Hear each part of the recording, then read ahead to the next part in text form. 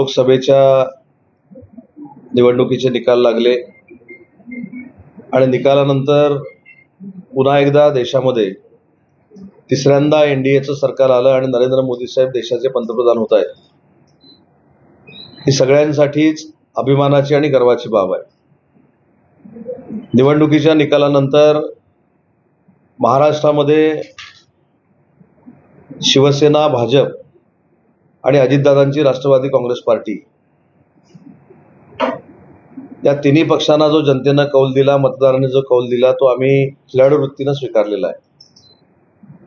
संपूर्ण महाराष्ट्रामध्ये भाजपा असेल, शिवसेना असेल, राष्ट्रवादी काँग्रेस पार्टी असेल आणि अलायन्सचे आमचे सगळे मित्रपक्ष असतील, या सगळ्याच पक्षांनी त्यांच्या त्यांच्या परीनं अहोरात्र मेहनत करून आपल्या आघाडीचे, युतीचे उमेदवार निवडून आणण्यासाठी प्रामाणिकपणानं प्रयत्न केलेला आहे. आणि हा प्रयत्न करत असताना प्रत्येक कार्यकर्त्याचं, प्रत्येक शिवसैनिकाचं योगदान महायुतीच्या उमेदवारांना निवडून आणण्यासाठी आणि त्यांच्या प्रचारामध्ये नक्कीच आहे. परंतु काही ठिकाणी महाराष्ट्रामध्ये आम्हाला अपयश आलं, याची देखील आम्हाला जाणीव आहे. तिन्ही पक्ष बसून आम्ही त्याचं आत्मचिंतन करू, आत्मपरीक्षण करू. एक मात्र निश्चित आहे की मुस्लिम बंधू भगिनींमध्ये ज्या पद्धतीनं एक निगेटिव्हिटी निर्माण करण्यामध्ये देशभरामध्ये महाविकास आघाडीला यश आलं, त्याच्यामुळं त्यांच्या मताचा आकडा वाढला, जागांचा आकडा वाढला, याच्यामध्ये दुमत असण्याचं काही कारण नाही. दलित बंधू भगिनींमध्ये संविधान बदलणार आहे अशा पद्धतीचा अपप्रचार केल्यामुळं त्यांचा देखील गैरसमज झाला, ती देखील मतं त्यांना पडली. त्याच्याबद्दल आम्ही त्यांचा दोष आहे असं मानत नाही. आम्ही हा गैरसमज दूर करण्यामध्ये कमी पडलो, हे प्रामाणिकपणानं मी इथं सांगितलं पाहिजे. त्यामुळं आपल्या वक्तव्यामुळं तिघांची जी अतिशय चांगली संघटनात्मक युती झालेली आहे, त्याच्यामध्ये कुठं वेडवाकडं होईल अशा पद्धतीचं कोणी बोलू नये. आणि म्हणूनच मी आपल्याला सांगितलं की माझ्या दृष्टीनं निलेशजींनी केलेलं ट्विट असेल किंवा नितेशजींनी घेतलेली पत्रकार परिषद असेल, याच्या संदर्भातला माझा विषय, कारण प्रत्येक ठिकाणी गेल्यानंतर ते बोलल्यानंतर तुमचं म्हणणं काय आहे, ते बोलल्यानंतर तुमचं म्हणणं काय आहे, हा विषय माझ्यासाठी संपलेला आहे. राणे साहेबांना सोबत घेऊन केंद्रामध्ये कोकणचा विकास करणं हे आमचं ध्येय आहे. राणे साहेबांना कोकणचा अभ्यास आहे. राणे साहेबांसाठी मी स्वतः वाडी वस्त्यांवर फिरलेलो आहे. त्याच्यामुळं ज्या काही विकासात्मक त्रुटी शिल्लक आहेत कोकणातल्या, त्या राणे साहेबांच्या माध्यमातून आम्ही दूर करू. निलेशजी, नितेशजींना साथीला घेऊ. त्याच्यामुळं कोणाला जर वाटत असेल की कालच्या ट्विटमुळं आमच्यामध्ये फार मोठा वादंग निर्माण होईल आणि आम्ही भांडू आणि आम्ही काहीतरी वेगळं करू, त्याच्यामुळे माझ्यासाठी तो विषय संपलेला आहे.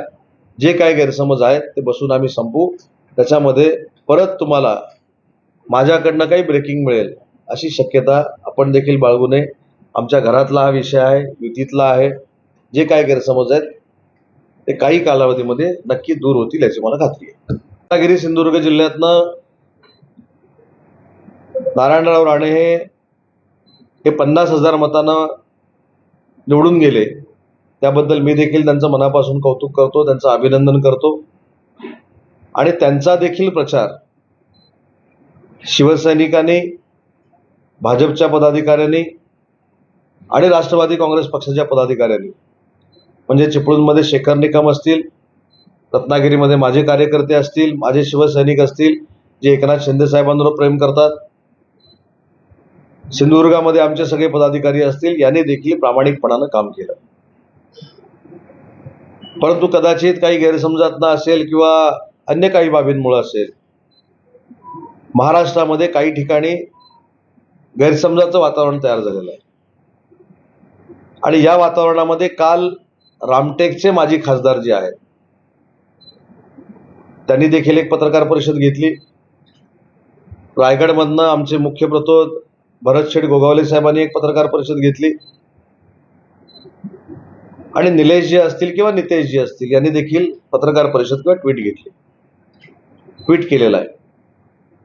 या सगळ्या संदर्भात मी स्वतः आज सकाळी माननीय भाजपाचे महाराष्ट्राचे सर्वेसर्वा देवेंद्रजी फडणवीस यांच्याशी चर्चा केली.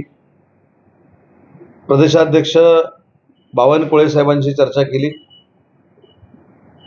आणि भाजपाचे कोकणातले नेते रवींद्र चव्हाण यांच्याशी देखील चर्चा केली. महायुतीतला एक जबाबदार मंत्री म्हणून माझं जे काय म्हणणं होतं, माझं जे काय मत होतं, हे मी तिन्ही नेत्यांकडे मांडलेलं असल्यामुळं ते मला पत्रकार परिषदेतनं जाहीर करायचं नाही. देवेंद्रजी माझ्याशी काय बोलले, बावनकुळे साहेब काय बोलले, रवींद्र चव्हाण साहेब काय बोलले, हे देखील मला पत्रकार परिषदेमधनं सांगायचं नाही. परंतु मला असं वाटतं की भाजपाचे महाराष्ट्राचे सरचिटणीस निलेशजी असतील, त्यांचा देखील जो गैरसमज झालेला आहे तो देखील काही दिवसामध्ये दूर होईल. आम्हाला महायुतीनंच भविष्यातल्या निवडणुका लढवायच्या आहेत. त्याच्यामुळं कोणाच्याही वक्तव्यामुळं येणाऱ्या पदवीधर मतदारसंघाच्या निवडणुकींवर परिणाम होऊ नये याची दक्षता प्रत्येकानं घेतली पाहिजे. महाविकास आघाडीच्या कुठच्याही घटक पक्षाला फायदा होईल अशा पद्धतीची भूमिका माझ्याकडनं घेतली जाणार नाही. त्याच्यामुळे समोरचा कोणतरी बोललाय म्हणून माझ्याकडनं आपण देखील टीकेची अपेक्षा करू नये. ते बोललेत म्हणून मी तुम्हाला काहीतरी ब्रेकिंग देईन अशा पद्धतीची देखील अपेक्षा माझ्याकडनं करू नये. शेवटी आमचं हे घरातलं भांडण आहे, महायुतीतलं भांडण आहे. त्याच्यामुळे ते कसं थांबवायचं, कसं पुढं न्यायचं की न्यायचं नाही याची परिपक्वता माझ्यासारख्या कार्यकर्त्यामध्ये आहे. आणि स्वाभाविक आहे, जर गैरसमज झाला असेल तर त्याच्यातनं काही वक्तव्य होतात, त्याच्याकडे देखील मला खिलाडू वृत्तीनं बघायचं आहे. कारण आज राज्याचा उद्योगमंत्री म्हणून काम करत असताना माझ्या एखाद्या वक्तव्यामुळं महायुतीमध्ये कुठे मिठाचा खडा पडेल अशा पद्धतीचं वक्तव्य मला करायचं नाही. आणि म्हणून राणे साहेबांना मी स्वतः भेटेन. ते शेवटी सिनियर आहेत, राज्याचे मुख्यमंत्री राहिलेले आहेत. त्याच्यामध्ये मला असं वाटतं की फार काळ ही कटुता राहील असं मला वाटत नाही.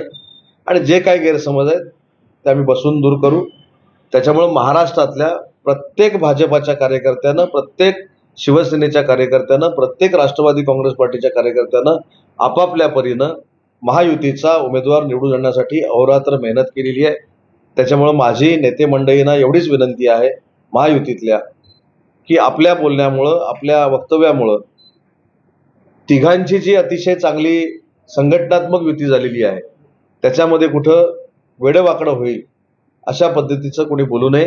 कार्यकर्त्यांच्या मनामध्ये, तुमच्या मनामध्ये संभ्रम आहे, कार्यकर्त्यांच्या मनामध्ये संभ्रम नाही. आपण देखील कृपा करून संभ्रम निर्माण करू नये. माझ्या दृष्टीनं हा विषय संपलेला आहे.